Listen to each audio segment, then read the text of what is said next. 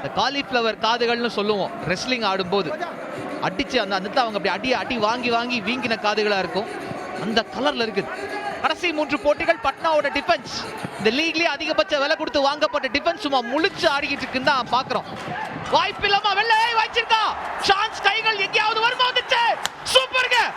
ஏங்க அல்டிமேட்டான ரைடா இருக்கலாம். இருக்கிற அத்தனை பேர் அவுட் ஆனாலும் ஆச்சரியப்படுறதுக்கு இல்ல. பாப்போம் என்ன சொல்ல போறாங்க இந்த இடத்துல. சுபம் பிட்டாக்கே யாருங்க இவரு? Shubham Pitake. Note down the name. வழிச்சிட்டு வந்துட்டாரு. ஆட்டத்துடைய போக்க மாத்தி அமைச்சாரு நினைக்கிறேன். Last throw of the dice அனுப்பி வச்சாரு பிசி ரமேஷ். இவரு முடிச்சு வச்சிருக்காருங்க. இந்த கலர்ஃபுல் ஹேர் உள்ள person Shubham Pitake. You take a bow man. Entire team போறாங்க. ஆஹா ஒரே ஒருத்தர் தான் பாக்கி. தீபக் சிங் மட்டும் தான் பாக்கி. 6 புள்ளிகள் கொடுக்கிற ரைடு.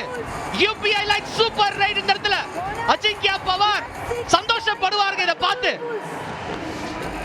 என்ன மாதிரியான ஒரு சூப்பர் ரைடு. எந்த மாதிரியான போட்டியில அந்த கைகள் கடைசி வரைக்கும் லெஃப்ட் அழகா வச்சு வேற லெவலுக்கான கேமுங்க.